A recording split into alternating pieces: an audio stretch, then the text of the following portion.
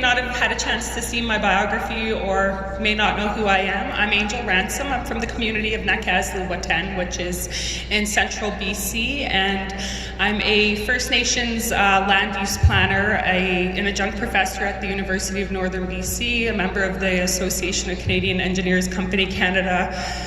I sit on the BC Environmental Assessment Indigenous Advisory Committee and the Impact Assessment Agency of Canada's Indigenous Advisory Committee for Bill C-69, among 100 other things that I do. I'm a former band councillor, and most recently with the First Nations, well, not recently, but 4 years with the First Nations Major Project Coalition. I'm the Director of Operations, and I lead our environmental stewardship technical team.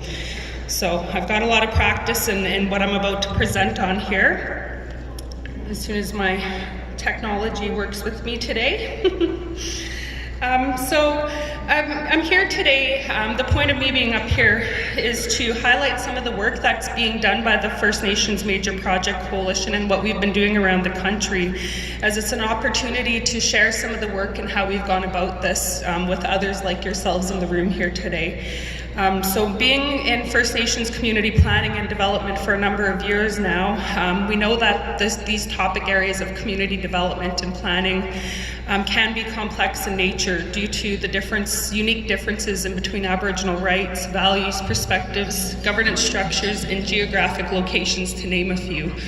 I'll speak briefly to the Coalition's work on economic participation with a specific emphasis on access to capital, and describe our support delivery model, which we use to deliver our services to our members who are impacted by major projects. And I will then close by touching on some of the practical community-driven approaches to the implementation of the UNDRIP by working together to establish the Major Projects Assessment Standards, a document that is rooted in the application of traditional knowledge and social cultural values and project impact assessments. And just to highlight, we do have a table over in the coffee area. If you want to grab any information, if there's anything left, feel free to do so.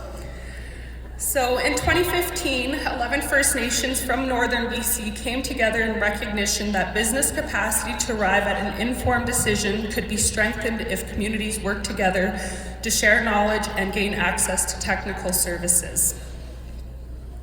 This drive to work together was advanced by the recognition that there are strength in numbers when it comes to negotiating a deal on major projects, and that more can be achieved by working together than by working alone. Since that time, the Major Project Coalition has advanced into a first-of-its-kind, First Nations-led organization with 63 members in 5 provinces and 2 territories. The Coalition is a forum where First Nations are able to come together in a non-political, non-industry specific environment to discuss their commonly held interests and seek guidance amongst each other and through access to technical expertise. We have shared examples of best practices and discussed ways in which challenges and gaps can be addressed. The Coalition's technical models and service delivery is what makes us unique as an organization. By aggregating these services, we are able to provide assistance to a large number of our members over a wide geographic area. Thanks to the resourcing and support provided by the Government of Canada and through the province of BC, our members are able to access these services at no cost to the community. In accessing our services, the Coalition does not take a financial interest in a project, nor do we speak on any behalf of the First Nations interests in any way or are seen to be leading the parade on a particular project. This approach has gained a lot of trust amongst our members who are part of the Coalition. Our members have asked the Coalition to undertake work in certain areas of interest. One such area is access to capital. Our research and modeling has focused on the value chain of major projects to identify the components of projects that would be present the highest and best return if First Nations were to take an ownership position. The banks have informed the requirements on indicative terms that would be required if First Nations were to take an equity position in a major project, such as a multi-billion-dollar pipeline, for example. The banking sector has stated that without outside intervention, such as the use of a government loan guarantee or other innovation, the access to capital required for such a loan would not be possible on conventional terms. This issue highlights one of the major roadblocks to project development. These issues exist at a time when a number of First Nations are saying, gone are the days of traditional impact benefit agreements. We want to own the infrastructure that cross our territories and have a say as owners in these projects. As the court decision in the Trans Mountain Pipeline has highlighted, the current system and its approach is inadequate to meet the societal norms and expectations First Nations have towards project development. At this time, space has been created for First Nations to state to governments and project opponents their business plans and way forward. This opportunity to speak up should be taken by First Nations government and industry. At the Coalition, we also know that the environment is closely connected to everything that we do, and that in order for major projects to obtain First Nations support and consent, it must first meet our standards of environmental stewardship. At the Coalition, we support the inherent responsibilities which led to the development of our major project assessment standard. This standard differs from the Canadian environmental major project assessment processes. What it does is offer guidance to government and proponents, ways in which First Nations would like to see impact assessments and major project assessments occur through an Indigenous worldview. So it was designed by First Nations for First Nations to address the gaps that we had seen occurring in the existing regulatory processes, in which often hindered project development, therefore result in economic risk at times.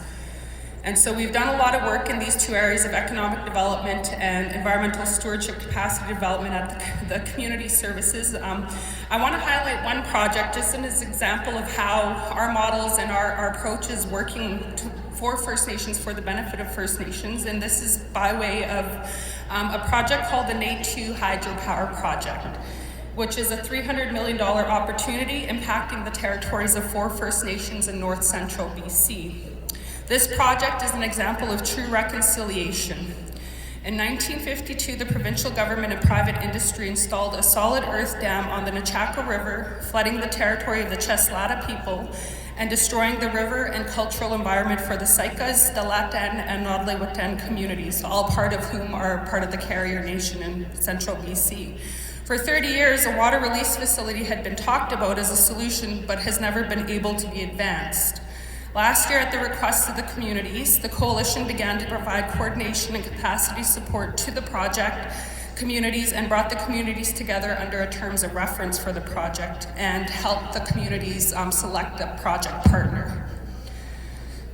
We've brought, in addition to helping them select the project partner, we've brought financial expertise from firms like PwC to the table and others to ensure the communities are receiving appropriate, independent, professional advice. Through this process, the communities have now tendered an advance to a feasibility study and will be using the Coalition's major project assessment standards to guide the project assessments through the regulatory processes and to ensure that traditional knowledge and cultural interests are at the forefront of assessing these project opportunities. And this is just one example of how the Major Project Coalition tools and working together is becoming a success and seeking that economic reconciliation at the community level.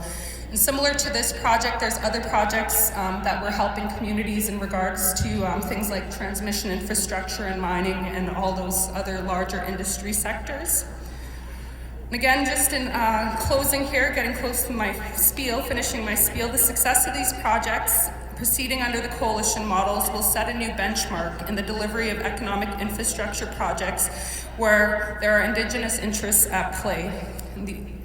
We are bringing practical business applications to considerations such as the UNDRIP from a business perspective by sharing knowledge, building capacity, and ensuring that our members are the ones driving this bus and the projects and based on their Indigenous worldviews and interests.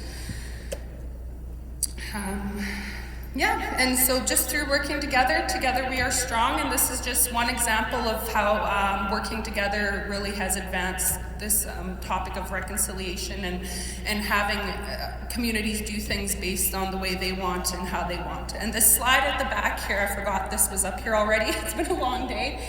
I just wanted to show how, so I referred to the Major Project Assessment Standard. I won't get into this detail by detail, I just wanted to kind of give you a screenshot of what the standard does and how we are putting UNDRIP into operationalization through the assessment process, and how this was designed by First Nations for First Nations, and it's got 9 principles that address 4 themes as you outlined. I picked out this morning where in our tool is supporting the different articles of the